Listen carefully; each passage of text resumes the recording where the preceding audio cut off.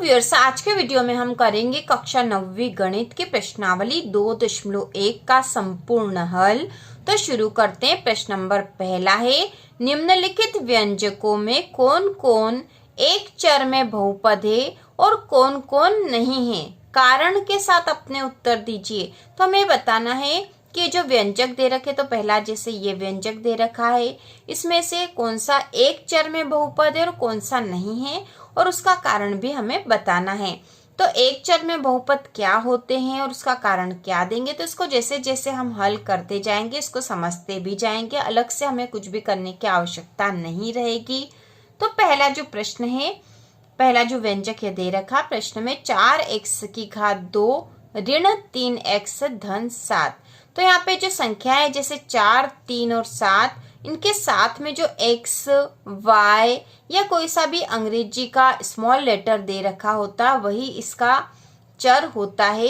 तो हमें यहाँ बताना है कि कौन कौन जो है एक चर में बहुपद है। तो यहाँ पे एक ही चर है क्योंकि यहाँ पे x और यहाँ पे भी x, और इसके अलावा कोई सी भी अल्फाबेट में से कोई सा भी अंग्रेजी का वर्ण यहाँ नहीं था। इसका मतलब यहाँ पे ये एक चर में बहुपद है। और एक चर में बहुपद है, इसके लिए हम दो चीजें देखेंगे। पहली बात तो यह कि इसमें चर एक ही हो, जैसे यहाँ पे x और यहाँ पे x ही है, और इसके साथ ही x का जो घात है वह पूर्णांक होना चाहिए, पूर्ण संख्या होना चाहिए। तो यहाँ पे x की घात 2 है और यहाँ x की घात कुछ नहीं, मतलब 1 तो है ही सही, इसलिए दोनों ही पूर्ण संख्या 2 और 1, इसलिए हम कहेंगे कि यह एक चर में बहुपद है। तो इसको हम लिखेंगे, तो हम यहाँ उत्तर लिखेंगे 4x की घात 2 ऋण 3x धन 7 एक चर में बहुपद है। यहाँ चर x है तथा बहुपद में x के घातांक 2 व 1 है। ठीक है, यहाँ पे x की घात 2 है और यहाँ x की घात कुछ नहीं, मतलब 1 है, तो इसके घातांक 2 व 1 है जो एक पूर्ण संख्या। तो हमें यह देखना पड़ेगा कि बहुपद जो एक चर में बहुपद है या नहीं। इसे देखने के लिए सबसे पहले हमें चर देखना पड़ेगा, जैसे यहाँ x और x ही है तो वह चर एक ही होना चाहिए, इसके अलावा कुछ और नहीं होना चाहिए। और इसके साथ ही जो चर है उसका घात क्या है, यदि घात पूर्ण संख्या है तो वह बहुपद एक चर में बहुपद माना जाएगा। तो इस प्रकार से यह जो है व्यंजक 4x की घात 2 ऋण 3x धन 7 एक चर में बहुपद है। इसके बाद दूसरा है, इसी में y की घात 2 धन √2। तो इसमें भी हमें बताना है कि जो व्यंजक दे रखा है यह एक चर में बहुपद है या नहीं, और यदि नहीं है तो इसका कारण बताना है। तो हम इसका उत्तर लिखेंगे, व्यंजक y की घात 2 धन √2 एक चर में बहुपद है क्योंकि यहाँ एक चर y है। जैसे कि इसके ऊपर के सवाल में जो चर था वो x था, x के अलावा y, z कुछ और दूसरे चर नहीं थे। तो यहाँ पे जो चर है वो y है और तथा y का घातांक 2 है, क्योंकि y की घात 2 है तो इसका घातांक 2 है जो एक पूर्ण संख्या। तो जो चर है उसका घातांक को एक पूर्ण संख्या होगी तो ही वह बहुपद एक चर में बहुपद होगा। इसके बाद इसी का तीसरा है, 3√t धन t√2। तो हमें यहाँ पे स्पष्ट दिखाई दे रहा है कि यहाँ पे जो चर है वह t है। ठीक है, जैसे कि ऊपर के सवाल में x और y चर थे, यहाँ पे t चर है तो दे रखा 3√t। ठीक है, √t दे रखा और यहाँ पे t√2 दे रखा। तो √t जो है इसका यदि अंडर हटाते हैं हम तो यहाँ पे घात लग जाती 1/2। ठीक है, यदि अंडर हटाएंगे तो घात लगेगी 1/2। ठीक है, जैसे कि हमने 3√t, इसको अंडर हटा देंगे तो ये हो जाएगा 3t की घात 1/2। ठीक है, t की घात 1/2 हो जाएगा। और इस कारण से 1/2 जो है ये पूर्ण संख्या नहीं है, इसलिए बहुपद नहीं होगा। ठीक है, अंडर रूट वाली संख्या है, यहाँ पे अंडर रूट वाला चर है, जब भी अंडर रूट वाला चर होगा तो बहुपद में नहीं माना जाएगा।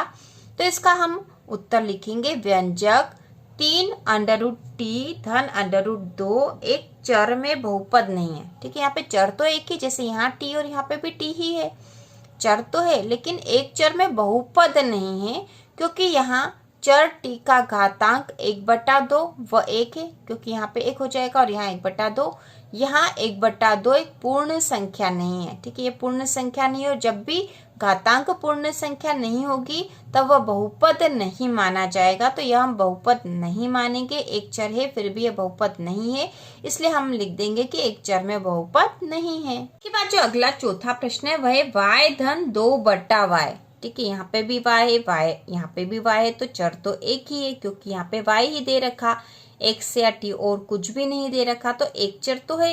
लेकिन एक चर में बहुपद है या नहीं है इसकी घात से निर्भर करेगा। यदि इनकी घातें पूर्ण संख्या होगी तो ये एक चर में बहुपद होगा, अन्यथा नहीं होगा। तो यहाँ पे y की घात कुछ नहीं दे रखी, मतलब y की घात 1 है, और यहाँ जो y है 2/y है, तो इसको थोड़ा सा हल कर लेंगे तो हमें समझ में आ जाएगा। तो हम उत्तर लिख रहे हैं इसका, यहाँ पे y धन, अब 2/y है, इस y को यदि हम ऊपर ले जाएंगे, जब भी किसी संख्या को ऊपर ले जाएंगे तो उसकी घात माइनस में हो जाती है, तो यहाँ घात कुछ नहीं मतलब घात 1 है। इस y को हम ऊपर ले जाएंगे तो हो जाएगा 2y की घात ऋण 1, ठीक है, जब भी इसको किसी संख्या को ऊपर ले जाएंगे तो उसमें ऋण की घात लग जाती, ऋण 1 हो जाता है।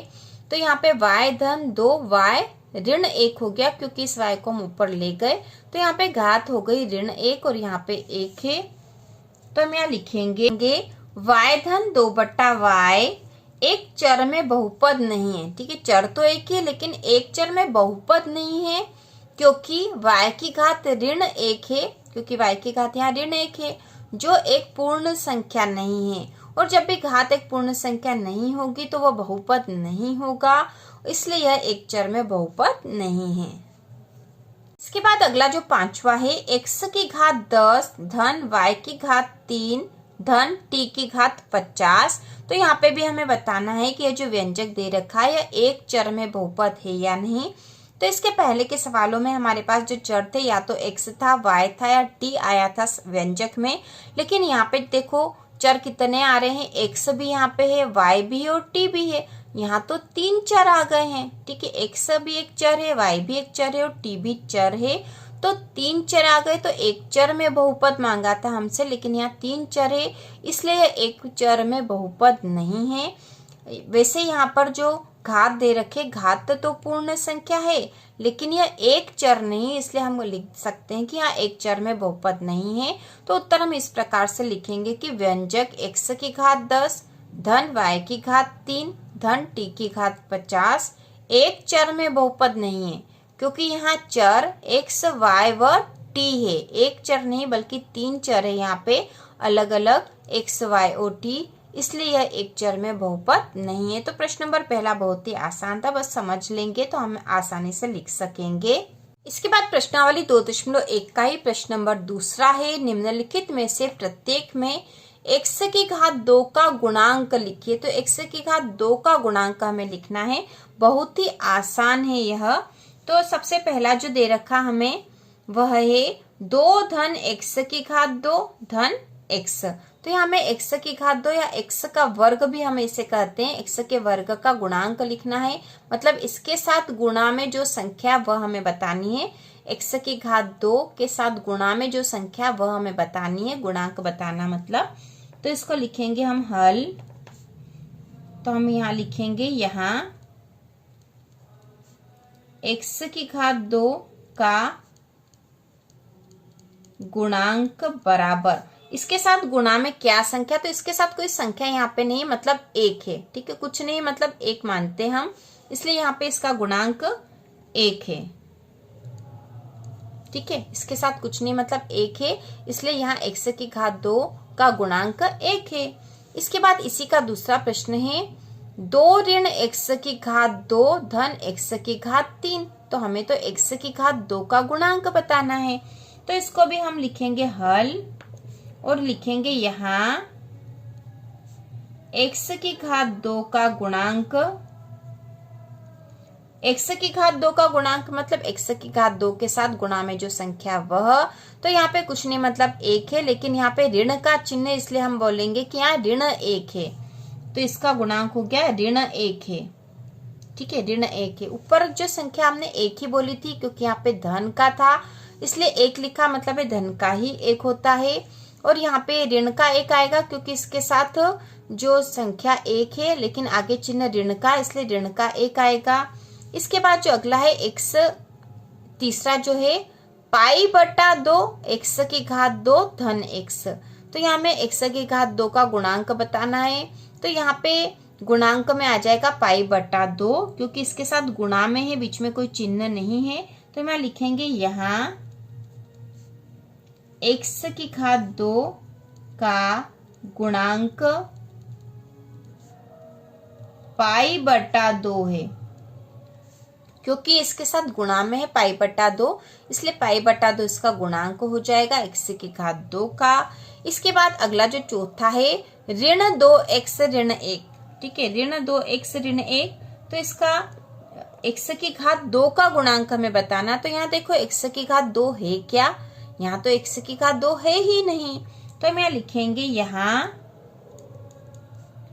x की घात 2 का गुणांक, x की घात 2 का गुणांक बराबर 0 है, क्योंकि यहाँ हमारे पास x की घात 2 है ही नहीं, तो जब वो है ही नहीं तो उसका गुणांक 0 हो जाएगा। तो यहाँ हम लिख देंगे यहाँ x की घात 2 का गुणांक 0 है। तो बहुत ही आसान है यह। इसके बाद तीसरा प्रश्न है 35 घात के द्विपद का और 100 घात के एक पदी का एक उदाहरण दीजिए।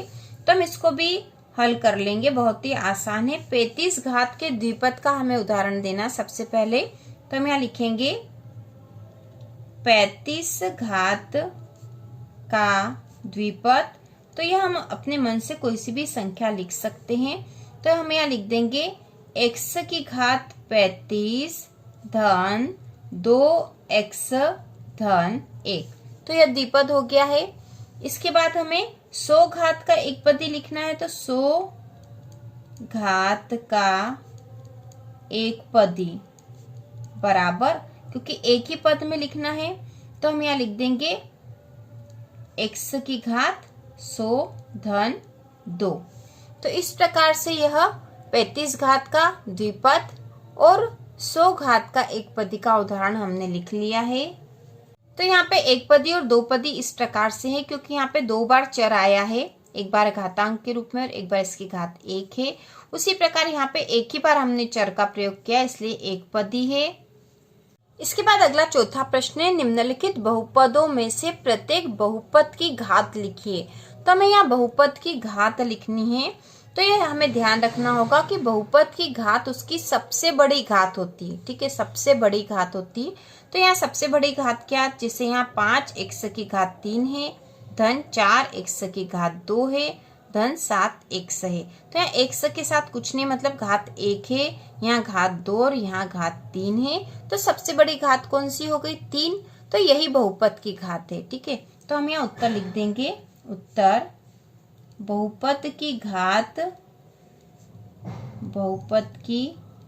घात बराबर 3 है, क्योंकि सबसे बड़ी जो घात होगी वही बहुपद की घात मानी जाती है। इसके बाद जो अगला दूसरा है वह है 4 ऋण y की घात 2।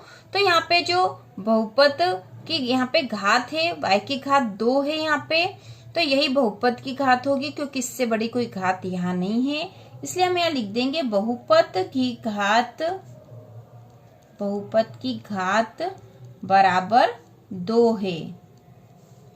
इसके बाद जो तीसरा है 5t ऋण √7, ठीक है, 5t ऋण √7, तो जो चर है इसकी घात यहाँ पे कुछ नहीं, मतलब 1 है, तो यहाँ पे केवल एक ही बड़ी घात है, इसलिए यही बहुपद की घात होगी, इसलिए हम यहाँ लिखेंगे बहुपद की घात बराबर 1 है।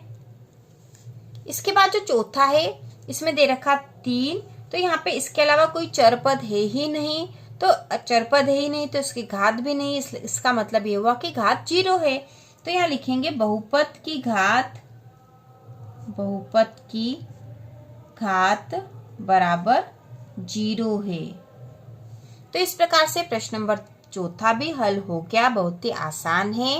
इसके बाद अगला प्रश्न नंबर 5वां है इस प्रश्नावली का आखिरी प्रश्न। बताइए कि निम्नलिखित बहुपदों में कौन कौन बहुपद रेखिक है, कौन कौन द्विघाती और कौन कौन त्रिघाती है। तो हम इसको हल करते हुए समझ भी लेंगे कि द्विघाती और त्रिघाती और रेखिक बहुपद क्या है। तो इसमें पहला है x की घात 2 धन x। तो इस बहुपद की सबसे बड़ी घात है 2। ठीक है, इसकी घात तो 1 है, यहाँ पे इसकी घात 2 है, इसलिए द्विघाती बहुपद है। तो हम इसके सामने यहाँ लिख देंगे द्विघाती बहुपद। और ये द्विघाती बहुपद इसलिए है कि इस बहुपद की सबसे बड़ी घात 2 है। इसके बाद दूसरा है x ऋण x की घात 3।